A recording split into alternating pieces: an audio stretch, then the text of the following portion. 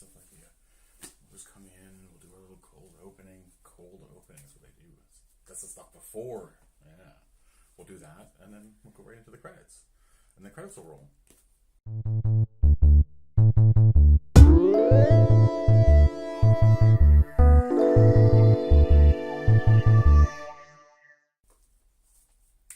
Hi, everybody. Hi. I'm Vicky. I'm Douglas. We're still introducing ourselves? Crazy. Yeah, in case it's the first episode that they happen upon. Okay. Nameless people. Yes, who are these two Nameless internet people. knobs doing this? Welcome to episode 17. Yes, episode 17. They said, Remember, they said it wouldn't last. Oh, we're still doing that, are we? Okay, So if you're just stumbling upon this, or if you don't know, if you watch it and end up liking it, like, subscribe, give us comments. Comments that we probably eventually get to. Yeah. Try anyway. Follow us on the Twitters now. Yeah, we have a new Twitter account. Which is that? It's at RFTCS1. One, yes. So each letter of reviews from the crawl space, one. Somebody actually has. Has it? Has it? Yeah. Okay. So Twitter added a number 1 to it. All right. So yeah, follow us there, like, subscribe, all that. And yeah, let's get cracking on today's show. Okay, so the 3 albums that we're looking at today, or we're reviewing today, are Willie Nelson, Stardust, the Scorpions, Fly to the Rainbow, and Doug and the Slugs, Rap It. Rap It's like rap it. Is it like beat bump? Is it the Doug and the Slugs? I wish. Doug and the Slugs are known. I wish. So, we just talked about Willie Nelson in the last episode because we reviewed an album of his with Willie and Leon. With Leon Russell. Yeah. So, I tried to find a little bit of different information about him today, just to kind of flesh him out a little bit more in case you didn't know. And here we are. So, the standard stuff is, so he's an American musician, singer, songwriter, author, poet, actor, and activist. He's 85 years old and an American treasure. That's my part. Mm-hmm. He's acted in over 30 films, co-authored several books, and has been involved in activism for the use of biofuels. And he actually owns his own biofuel, or he's partners in a couple of biofuel businesses in the U.S. And marijuana legalization. Mm-hmm. He's one of the most recognized artists in country music. I would say music of all genres, really, because who doesn't know who Willie Nelson is? Everybody knows Willie. Sorry, I was just saying, even if you're not a fan necessarily. Yeah, exactly. You still know who he is because he's out and about so much. So just to kind of put this into context, his first studio album was released in 1962. Stardust is the 22nd album that he released in 1978. He's released 67 to date. The last one, called The Last Man Standing, was in 2018. Stardust spans the genres of pop, jazz, and country. The album sold well and was met with positive reviews. Mm-hmm. And this was a really cool fact about this album, that Stardust was on the Billboard Country Album Charts for 10 years. Yeah, that's pretty crazy. And the other thing that I read about it too was that the studio executives didn't think that it was going to sell because it was a break from his usual type of music. Outlaw country. His outlaw country. And he breaks in with this total... I'm going to say it's not really a country album, but he breaks in with this total different kind of album, and like you said, it hangs up in the charts for 10 years. Yeah. Huge risk, huge payoff. Yeah. But it succeeded beyond it's absolutely wildest imaginations. So again, it's another album of covers. The first one is Stardust. Number 2 is Georgia on My Mind. Number 3 is Blue Skies, an Irving Berlin standard, which he seems to love Irving Berlin. Well, and not only that too, but it's funny. You said besides being all covers again, which I think is hilarious. That two of the big albums is not even original material. It's just he's that good. Yeah. But Blue Skies, it's funny how many versions of that song are out there. Yeah. And not only how many versions, but I actually thought of Groove Armada's version as soon as he started opening with blue sky. Right away, it's like I started thinking of Groove by Marla. So yeah, because that's more in our wheelhouse. Yeah, because what we listen to daily. That song that gets sampled a lot in electronic music. It's crazy. Yeah. Okay. Number 4 is All of Me, and number 5 is Unchained Melody. Mm-hmm. Now, do you want to talk about the first side, or do you want to... No, let's talk about the first side, because I mean, this is here we are again. Like, I didn't have the preconceived notions coming into it. I'm not familiar with this album, but I knew it was a big hit for him. I wouldn't say worried, because like we had a positive experience last time, so I was like, okay. And yeah, no, I actually enjoyed the first side again. Like here, I honestly never thought. I knew Willie Nelson, I know some of his songs, but like yeah, I really enjoyed that first side of. He said they're all somebody else's songs. They're all no one's songs, and they're all hits. And I'm pretty sure that I owned this album back in the day. I understand why. Yeah. Because we were talking about the same thing too with this album, was that you know what, let's continue on with the side 2 list. So just for a note of interest, it's ballad, ballad, ballad, upbeat, ballad. On the second side. That's side 1. Oh, side 1. Okay. Yeah, side 1. Oh yeah, see that. Right.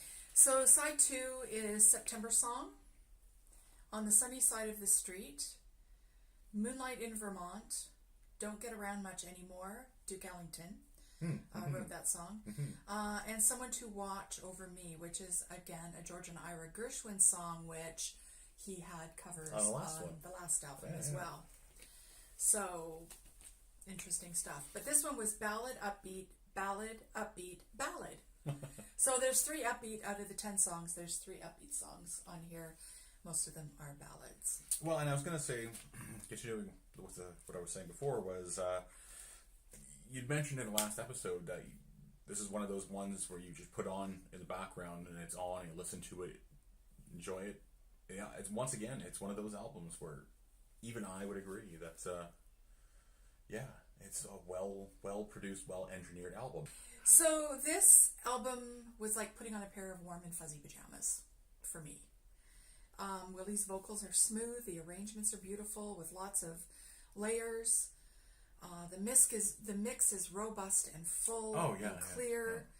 Yeah. No, we're going to talk about that for a sec. Yes, I want to just pause that. We'll get back to you in a second. It's something I want to talk about as well too. The last 2 albums of his have sounded so fucking good. Yeah. Just, it's amazing for albums that were in the 70s, that original press, that they sound this good. And then you'll get into later, the next 2 albums, I thought sounded like shit. It's amazing to me how well engineered and produced these are. It sounds so fucking good. The separation, the instruments are clear. They come in and out.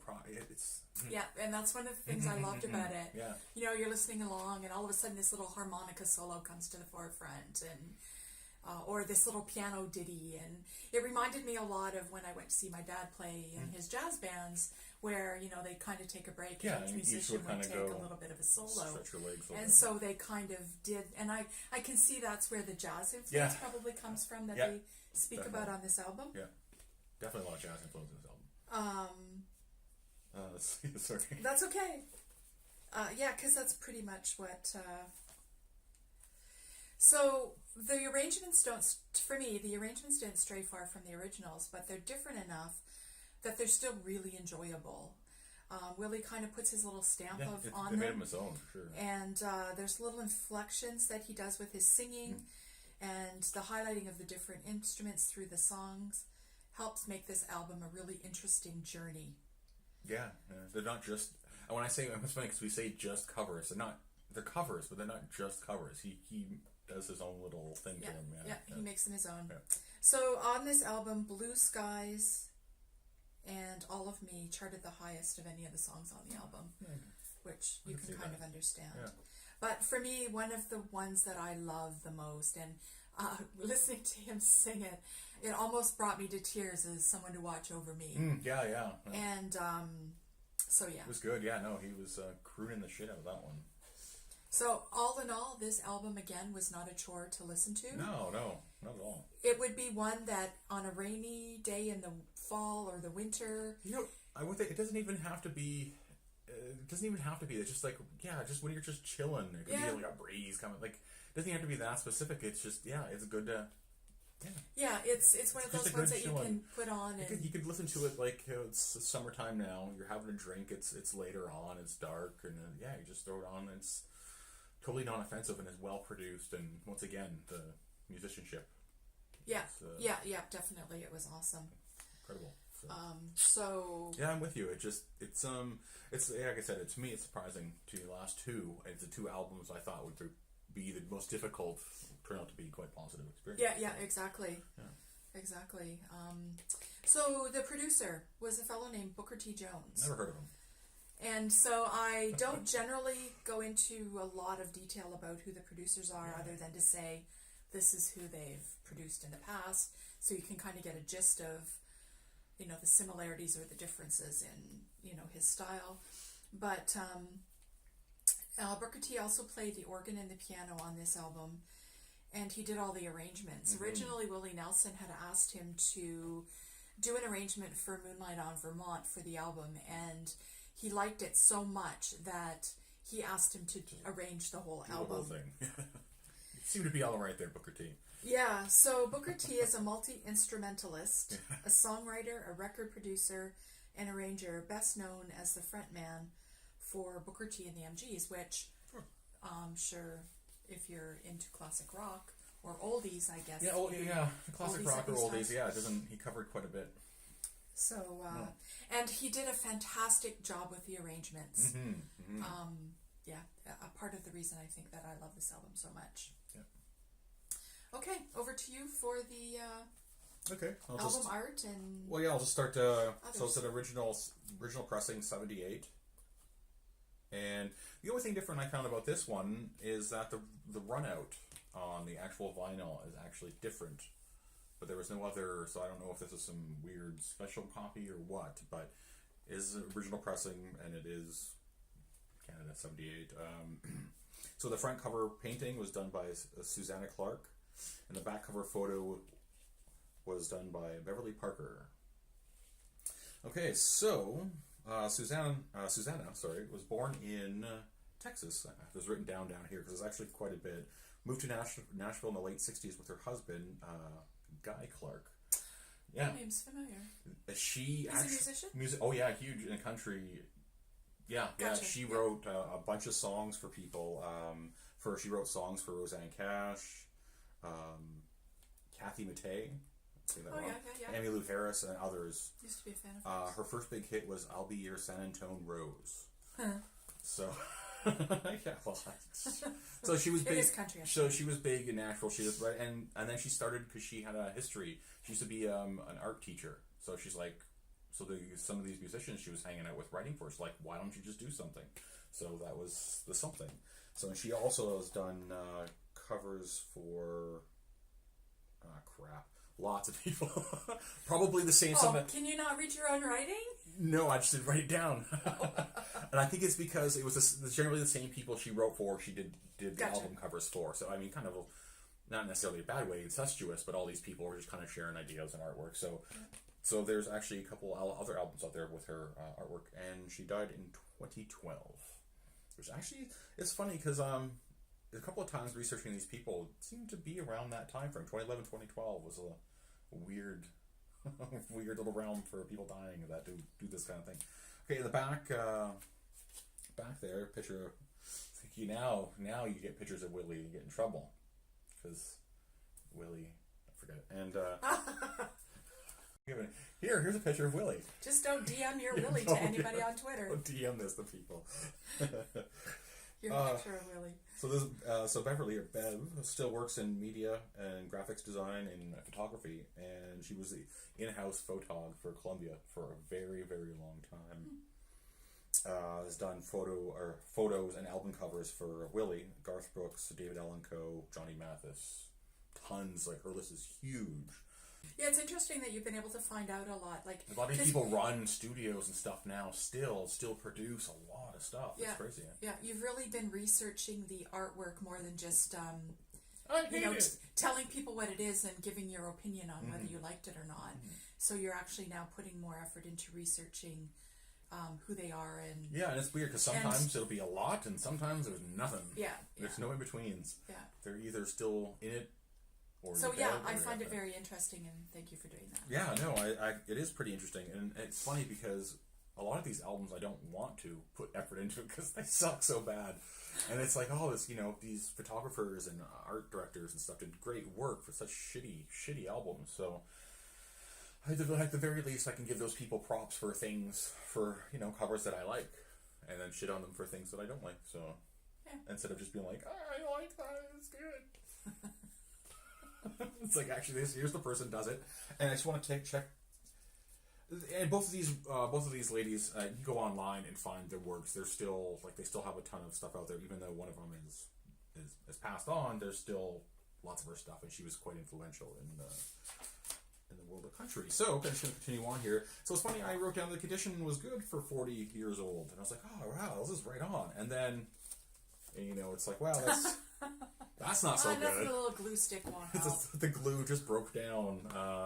But other than that, I mean, it's in great condition. The vinyl is in great condition. There was no pops or scratches. It sounded great.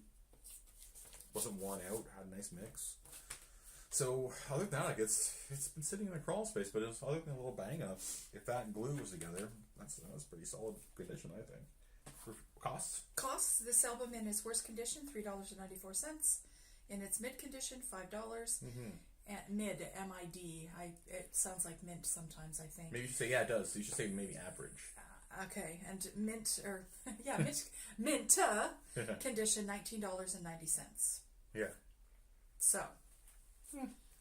Yeah, and I would have bet this has probably been remastered by now and put out there. I would be surprised if it hasn't been remastered. I will definitely listen to this album again. It's brought it back into my... Yeah, I would. For me, it's definitely back in the collection because it's something that'll probably get played again. And if I had to give it a star rating, it's so vague, but 3.5, 4. I give it 5. 4. Oh, you give it 5? Yeah, I give it 4. 5. Oh, well then, okay. If you're gonna do that, I'll give it 4. It's solid. Yeah, we're gonna. For me, I would have to have it grow on me. I'd have to. You have familiarity with it. So for right off the start, 4 stars is pretty good. Yeah. Yeah. I know I understand 5. I'm not going to argue that one. All right. Oh, and just one more thing that I want to add about, because I went down Willie Nelson's rabbit hole. Title of your sex tape. And I was really blown away by the number of the amount of projects that he's done. Mm-hmm. So 67 studio albums, 34 collaborations, 12 live albums, 2 Christmas albums, 2 soundtrack albums, 42 compilation albums, and 2 video albums. Wow. That's the career. I mean, of course he is, 85? Yeah. And he's been at this since a very early age. I think he was 7 or something when he started. It was early, yeah. So, just a little bit of wow factor, I guess, for Willie Nelson. That's what you call an outgoing stoner. Yeah. So I have a feeling that, given all of those numbers, that we'll probably see Willie Nelson again sometime in this collection. I can guarantee you'll be seeing some Willie again. So our next album, Scorpions, Fly to the Rainbow. Scorpions are a German rock band formed in 1965. Mm-hmm. Their musical style ranges from hard rock to heavy metal. The lineup from 1978 to 1992 was the most successful incarnation of the group. They're still active today. The band's played over 2,500 concerts in over 80 cities, or 80 countries, I guess. Fly to the Rainbow was released in 1974, which, by the way, falls out of that successful lineup variants. So this is before that. Yeah, it was just before, 4 years before, and it was their second studio album. There was a lot of members coming in and out. Yeah, I was going to say, yeah. And there's 5 or 6 of them, and it was just, I felt it was just too much to try and name everybody and I think get the logistics down of who left when and what and why and where and how and focus on the album. So Wikipedia, people, it's a great resource. Or better yet, you know what is really great is Discogs. Every time I'm on that program or that app, I'm more amazed at all the things that it tracks. Yeah, they've definitely done some updates to it recently. Like there's a little column down the side that talks about like it breaks down what year or like what era your album is from, what genre it is. It's just incredible. So if you're looking for a cataloging app for your record collection, Discogs is where it's at. It's amazing. I can't say enough good things about it. We use it enough, so. Yeah, we do. And actually there's a little spot at the top that gives you a number of how much your record collection is worth. So it's kind of interesting to see it broken down that way.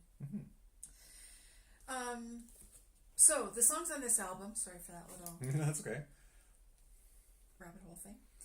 The songs on this album: Speedy's Coming, They Need a Million, Drifting Sun, Fly People Fly for side 1.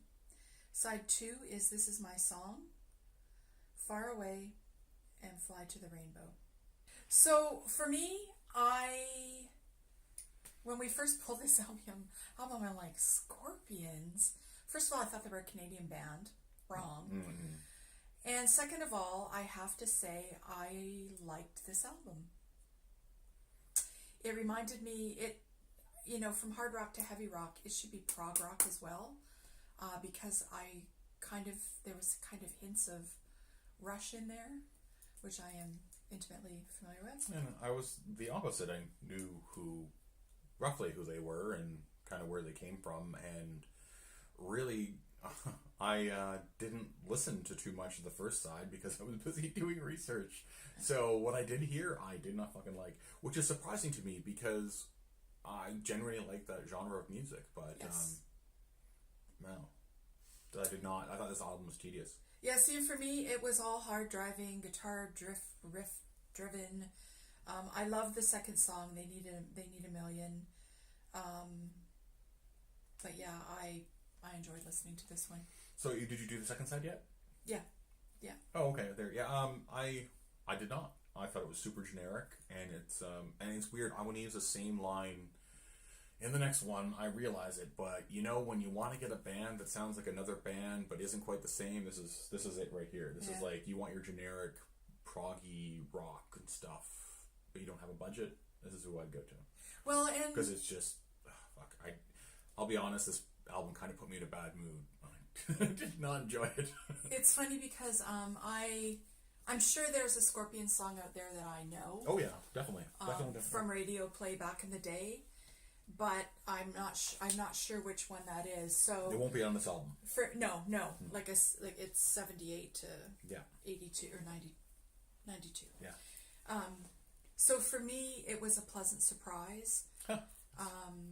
It's hilarious. Our expectations and how it went for us was the exact opposite. Because I went in knowing and thinking I was going to like it, and then hated it, and you wouldn't think you were going to hate it, and then end up liking it. And ended up liking it. Yeah. So the producer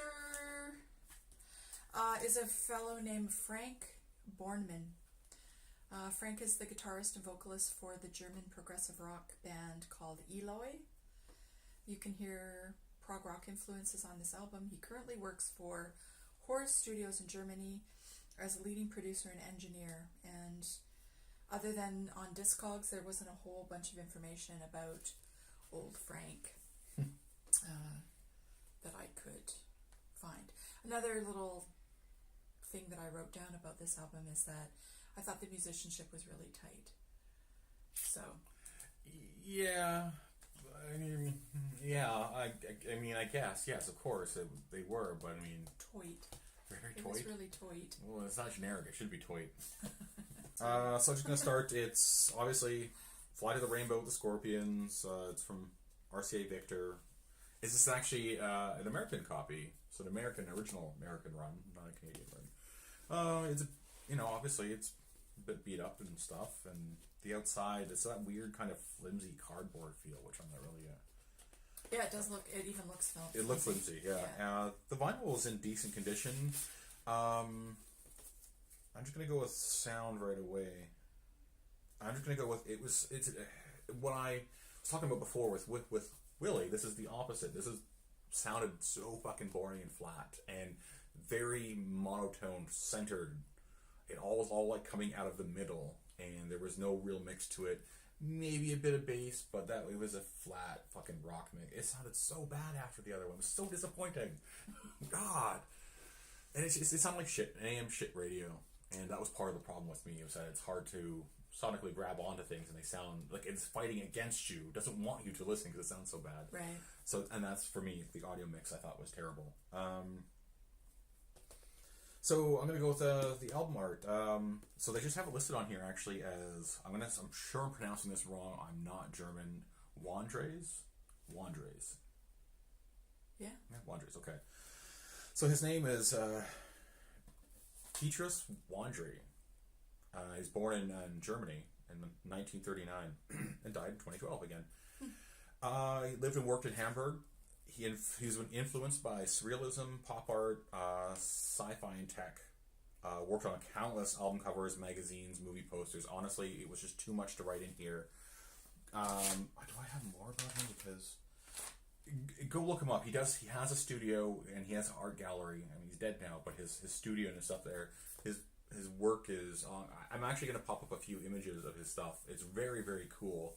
He was into digitalism, so a lot of his stuff was using computer parts and very kind of retro text. It's very neat stuff. And what's funny is because that he came up with this. Him and his studio or whatever came up with this and gave it to the Scorpions.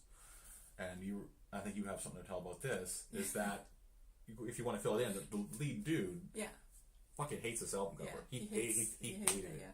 He says that was the worst thing ever. It makes no sense. I actually don't mind it because it's crazy. Yeah, I think it's one of the cooler album covers that we have of albums that we've reviewed. They're way better than the music. And it's funny that the two album covers that we've really raved about have been for bands or albums that you've absolutely that I hated. But no, I actually really like that. But I love the color scheme of this, and I love Oh, and he's just like it's just really cool. It's crazy, yeah. He's wearing like his deep sea spaceman helmet on airplane shoe. It's fucking crazy. I love it. So I usually do a better job at this point. Listening to the music, it actually really pissed me off because I was already starting to tune out. So I'll put a few of his pictures or whatever. His stuff is very cool, and honestly, this is obviously he's not gonna have an Instagram account, but I would definitely love to Instagramming from the dead. Yeah, I would love to go see some of his artwork, like in an exhibit or something, because his stuff is very cool. So check out his stuff. But it's funny, the band hated that album.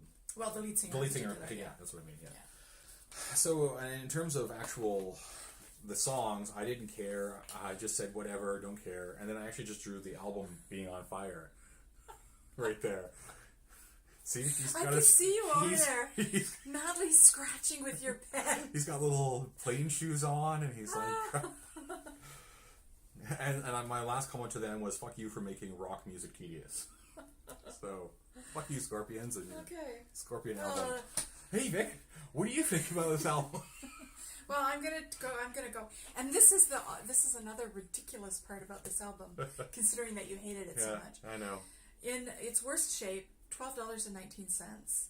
In medium shape, it's $26.29. But in mint condition, this album is worth $52.58. That just blew me away. Rarity, this is right? probably one of the highest. Yeah, it is. It is the highest. The highest dollar value album that we've run across so far. Rarity counts. That's what it is. So rare turd. I wrote down that I would put it back into the collection, but rethinking that a little bit, I'm not sure. Given what you said about, and I agree with you about the sound, the mix, I would probably just go to Spotify. Listen to a remaster, and listen to the remastered stuff, and do a little bit more research on the band. Listen to more songs, find the ones that I know that you like. Yeah, totally. But like I said, I liked this album, but I would listen to it in a different way. Not on the turntable. Yeah, it's like listening to it through a tin can. It was just, and I agree with you there.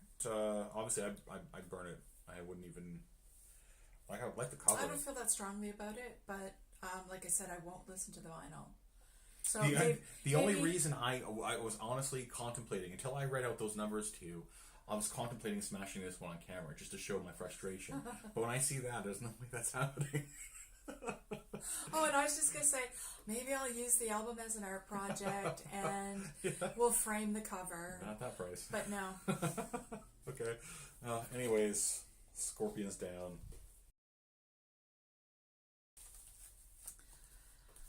Okay, the next album. Jeez. Doug and the Slugs, Wrap It. Goodbye, everybody. Yeah, this is just a...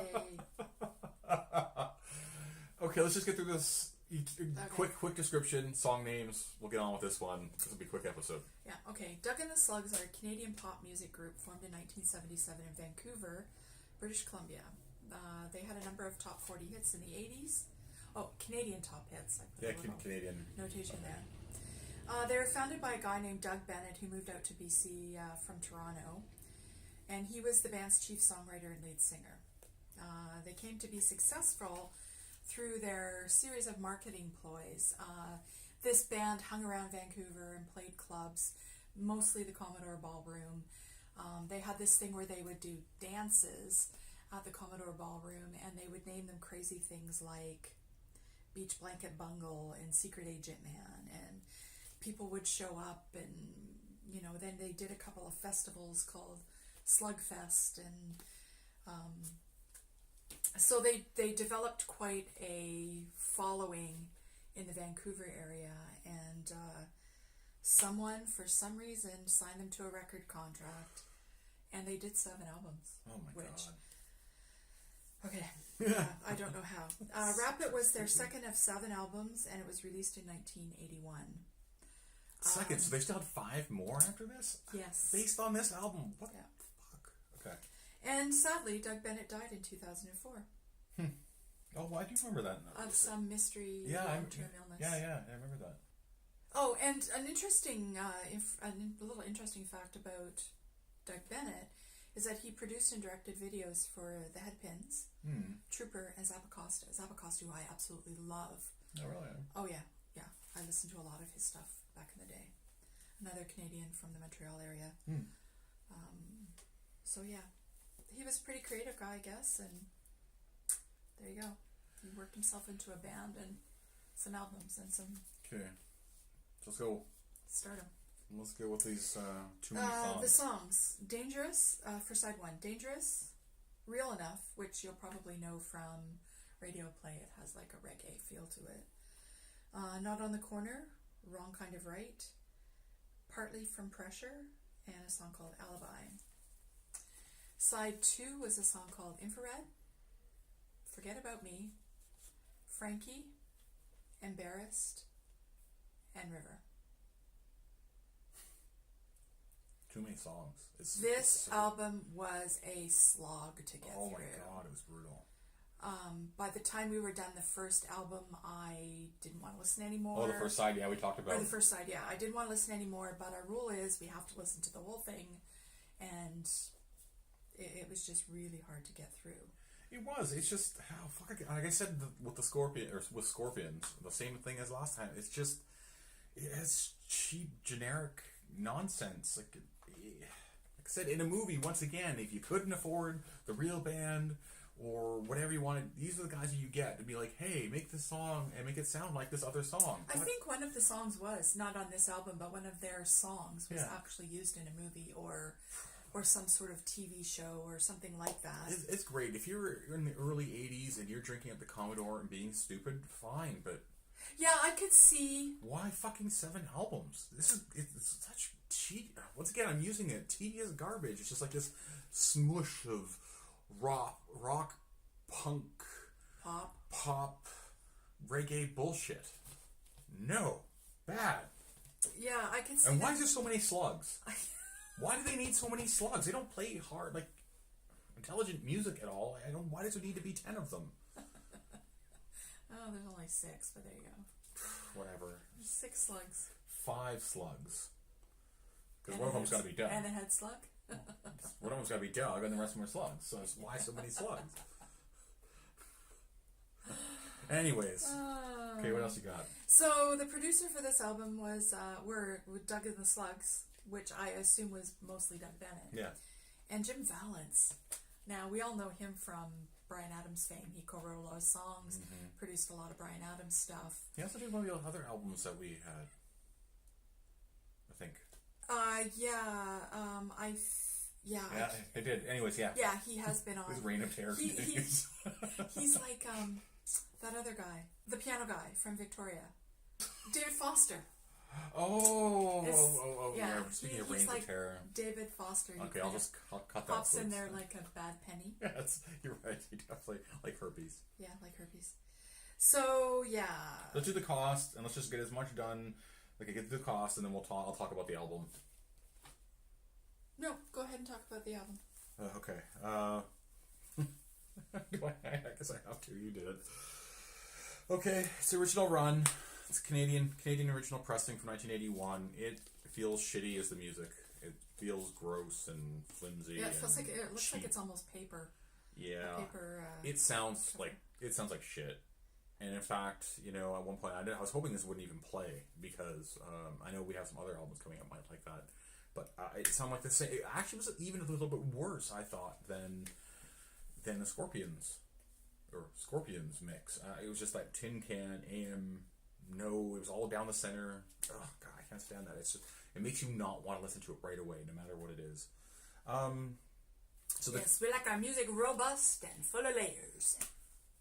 Yeah, exactly. It's not just this, thin film. We want some depth to it.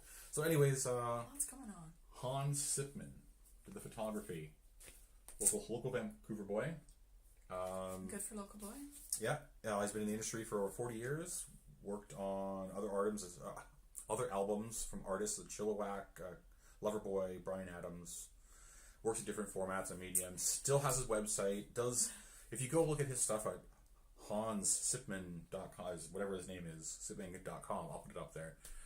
If you've been living in Canada, particularly Western Canada, particularly BC, you've seen his work probably millions of times in your daily life. He does ads for shit like ICBC, magazines, Eaton's and Sears when they still used to exist. Like, if you've seen his work everywhere, so.